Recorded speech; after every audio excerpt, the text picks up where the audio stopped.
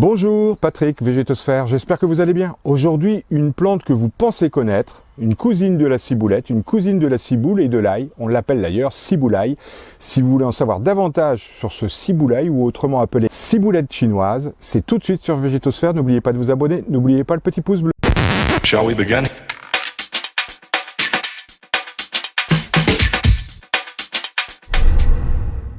Eh bien, nous voici en présence d'une inflorescence de ciboulette chinoise, on l'appelle aussi ciboulaille, une plante qui nous vient évidemment d'Asie, de Chine en particulier, qui fait son bonhomme de chemin, je vous l'ai dit, on la trouve évidemment dans le choix des aromatiques au printemps, un peu partout en France, dans les jardineries, chez les horticulteurs. Elle est à mi-chemin entre la ciboule et la ciboulette. Sa saveur, c'est quelque chose qui ressemble un peu à la ciboulette, mais aussi à un ail très doux. Et dans ciboulaille, dans la ciboulette chinoise, tout se consomme, même la fleur, en tout cas le bulbe, la tige, les feuilles, tout se consomme là-dedans et ça rentre évidemment dans la cuisine asiatique et chinoise en particulier, bien qu'on la trouve aussi au-delà de la Chine jusqu'en Mongolie. Cette plante est vraiment très intéressante, elle est à plus d'un titre savoureuse, on peut retrouver ça dans la cuisine, je l'ai dit, dans la cuisine asiatique, dans les sauces, dans les salades, elle agrémente avec bonheur bien des plats et elle va rentrer, et elle rentre d'ailleurs désormais dans la cuisine occidentale et française en particulier. Cette plante, le ciboulaille, quand on la voit, rien ne la distingue des autres. C'est d'ailleurs la famille des liliacées, plus particulièrement des alliacées. On compte à peu près 700 espèces différentes. Les ails d'ornement, je vous mets quelques photos. L'ail en gousse, dont nous avions déjà fait une petite vidéo. La ciboule, cette grande plante un peu plus forte et probablement un peu moins savoureuse, qui fait des tiges bien rondes. La ciboulette, qui est la grande cousine, avec laquelle on va faire des confusions. Pour distinguer nos différentes ciboulettes et ciboules, Allium Chenophrasum, c'est la ciboulette occidentale, française, tige creuse. La ciboulette chinoise, encore appelée ciboulaille, c'est Allium tuberosum. Et ensuite, on a la ciboule, qui fait des tiges creuses, beaucoup plus forte, certainement un peu moins savoureuse, mais que quand même utilisée dans la cuisine européenne et française. C'est Allium fistulosum. La culture de ciboulaille, écoutez, vous plantez, vous oubliez. C'est un peu simple, mais un peu comme de la ciboulette. Pour le peu que vous ayez un terrain frais, j'ai pas dit très humide, mais un terrain qui reste frais, vous garderez cette plante assez longtemps. Ce qu'on demande parfois, c'est de pouvoir déplacer légèrement la motte de telle sorte qu'elle puisse se régénérer un petit peu. Il y a une autre possibilité, c'est de laisser tomber les graines au sol, et alors à ce moment-là, on a une dissémination au sol qui va faire que ça peut coloniser les environs. La ciboulette chinoise est d'ailleurs beaucoup plus facile dans sa multiplication spontanée. Elle s'étend très rapidement, beaucoup plus facilement que la ciboulette européenne. Plantation, un bon petit terreau de plantation. On met ça, je l'ai dit, en situation ensoleillée, mais pas plein soleil, pas dans un terrain très sec, un terrain qui reste légèrement frais tout au long de l'année. Et je vous dis, vous l'oubliez, un peu de terreau à la plantation, normalement, ça ne devrait pas souffrir d'un excès ou d'un manque d'eau, sauf peut-être pour celles et ceux qui pratiquent les jardinières d'aromatiques.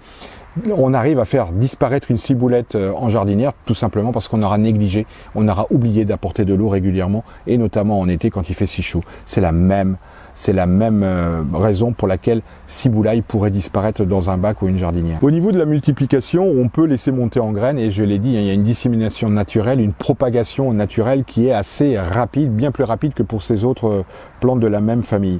C'est vraiment très impressionnant chez ciboulaille. La méthode la plus fidèle consisterait à faire une division de touffe avec le fer de bêche au printemps, en été ou en automne. C'est relativement costaud, donc c'est très facile d'offrir une petite touffette à des amis de telle manière qu'ils puissent planter ça dans le jardin. C'est très facile à cultiver et c'est très facile à propager. Au niveau des problèmes de culture, de soins, on peut rencontrer un peu de limace, parce qu'on se dit que la limace, malgré l'odeur très forte d'une feuille de ciboulaille, ça ne la dérangera pas, elle mangera. On dirait qu'elle est indifférente à tout ça. Par contre, le puceron, lui, ne vient que très rarement, voire jamais, sur ciboulette ou ciboulaille, pour la simple et bonne raison que l'odeur le gêne terriblement. On pourrait rencontrer des problèmes de dessèchement si le terrain est trop sec, et à l'inverse, des problèmes de pourriture, notamment au niveau du bulbe, qui pourraient occasionner occasionner des petites pourritures si le terrain est trop humide ou si la jardinière est stagne avec énormément d'eau. Les récoltes et les usages. Alors la récolte, ce qu'il y a lieu de faire, surtout pas faire ce que j'ai laissé là en l'occurrence au niveau de l'inflorescence. L'inflorescence est mignonne comme toutes les plantes de cette famille, les liliacées. Il y a lieu de tailler régulièrement, que vous prélevez ou pas, comme pour la ciboulette, vous taillez régulièrement de telle sorte que des nouvelles pousses arrivent, et ces nouvelles pousses qui auront quelques jours, quelques semaines tout au plus, sont particulièrement fortes en goût, en saveur. Si je cueille quelques feuilles de cette ciboulette chinoise aujourd'hui, ces plantes sont en place en pot depuis maintenant 2 mois, je pense la saveur est moindre. Il y a quand même quelque chose, mais la saveur est moindre que si je l'avais coupé il y a encore 15 jours. Là, on est sûr que dans un plat, ça va faire la différence. En usage, pour nous, en Occident, on n'est pas obligé de faire des plats asiatiques ou chinois. Ça va rentrer en lieu et place de la ciboulette et ça apportera une petite différence. En termes de médical, on sait que la ciboulette chinoise a des vertus sur le bien-être, sur la digestion, sur le rythme cardiaque. Donc il y a là quelques bienfaits particuliers et propres à la ciboulette chinoise. Idéalement, on consomme en frais, on peut la congeler, c'est possible, mais idéalement, c'est de consommer ça en frais dans le jardin ou sur la jardinière. Vous cueillez, vous coupez et vous mettez dans vos plats. C'est bien meilleur. Voilà pour la petite ciboulette chinoise qui est en tout point comparable à la ciboulette européenne et française. Elle a plein de vertus. C'est une plante qui commence à faire son petit bonhomme de chemin dans les jardineries. On la découvre de plus en plus souvent. C'est une saveur distincte de la ciboulette, de la ciboule ou encore d'un ail doux. C'est quelque chose qui est assez intéressant pour tous les cuisiniers amateurs de nouvelles saveurs. C'est une plante qu'il va falloir mettre dans vos jardins et essayer de cultiver. La ciboulette chinoise ou encore ciboulaille. Je vous dis à très bientôt sur Végétosphère pour une nouvelle vidéo. N'oubliez pas de vous abonner, n'oubliez pas le petit pouce bleu. Prenez soin de vous. Au revoir.